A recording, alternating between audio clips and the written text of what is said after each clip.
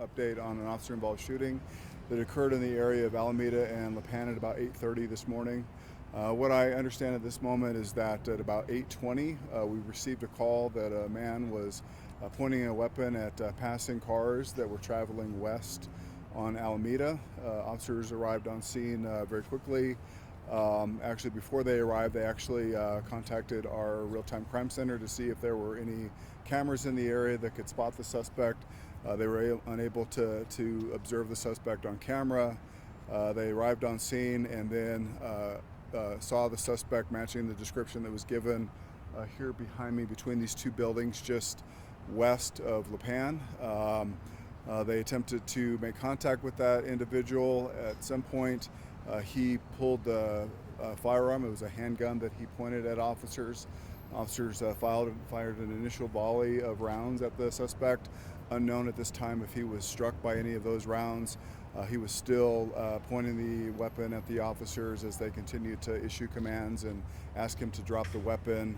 After some time, probably about 5 minutes, while he continued to threaten the officers and point the handgun at them, another round was fired by an officer that did strike the individual. He was still conscious though, so they had to make a safe approach, disengage him from the firearm, take him safely into custody. They began to render aid. An ambulance was called to the scene to transport him to Denver Health Medical, where he's currently, I believe, in surgery with a positive prognosis, but still in critical condition. We have now launched our officer-involved shooting protocol. So you'll see investigators from our Denver Police Homicide Unit, State Patrol, and the Colorado Bureau of Investigations will be conducting a very thorough investigation under the watch of the Office of the Independent Monitor. The results of that investigation ultimately will be turned over to the district attorney for their review. So, any questions that I can answer? How many officers responded, Chief? Was it like more than one? Yeah, so there were 3 officers that we believe were involved in the shots fired. There were probably up to 10 officers that were on scene at the time that the shots were fired.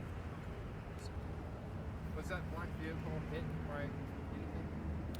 By gunfire, not upon initial observation, so we don't know if the suspect fired a round or not. We do know that he pointed the weapon at the officers. We're still, kind of collecting evidence and seeing where there are bullet strikes. Yeah, it looks like by that, whatever that Yes. grocery thing is, it looks like a bunch of bullets. Is that fair to say those are? Yeah, I believe those are bullet strikes, yes. How would you characterize what happened here, Chief? Well, the individual that we contacted appears potentially to be homeless. I mean, there's a shopping cart there full of belongings that may have belonged to that individual, so it appears that maybe he was homeless. That's still yet to be verified. I don't know if there's some sort of mental health challenge that caused him to be pointing a weapon at passing vehicles. And then when the officers arrived, he then trained his weapon on those officers who, I think to protect themselves, fired at him, and then ultimately he was struck and put down. Do you know where he was struck, Chief? I believe in an upper extremity. I don't know exactly, where we'll be able to reveal that information later at a follow-up update. So it sounds like when the officers arrived, there was an initial firing of their weapons. Then like 5 minutes passed, and then another firing. Yeah, there was some time that transpired between those volley of shots. Throughout that time, the officers were issuing commands, asking him to drop his weapon. I think that they, on the vantage point that they had initially, were unable to get a good shot. I mean, obviously, there's a very good backstop for them. So we had officers reposition and wait until it was clear that he did not intend to drop his weapon and continued to threaten officers before another round of shots were fired. Do you know his approximate age, Chief? I don't. I just know that he's an adult male. The weapon that he had, will you be able to figure it out? I think so. I mean, it's very clearly it looks like a semi-automatic handgun. And he's obviously recovered it. Yes, it has been recovered.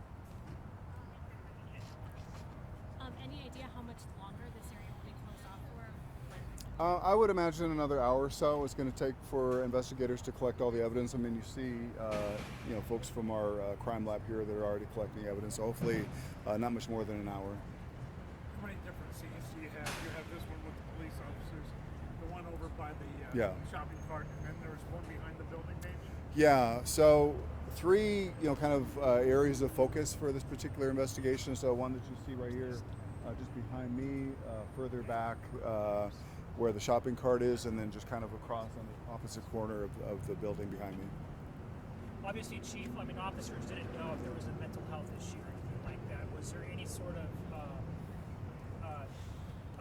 discussion at the time? I don't think things are moving fluidly and fast to call like the STAR program or anything like that. No, so a couple things. So first of all, I mean, it just evolved so very quickly that the officers were unable to do any kind of de-escalation or anything like that. I mean, they were under immediate threat.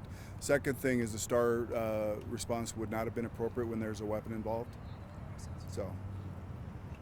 And then can we say the three officers that fired their weapons up to 10 officers, they probably had their body cameras. Yes. Yes.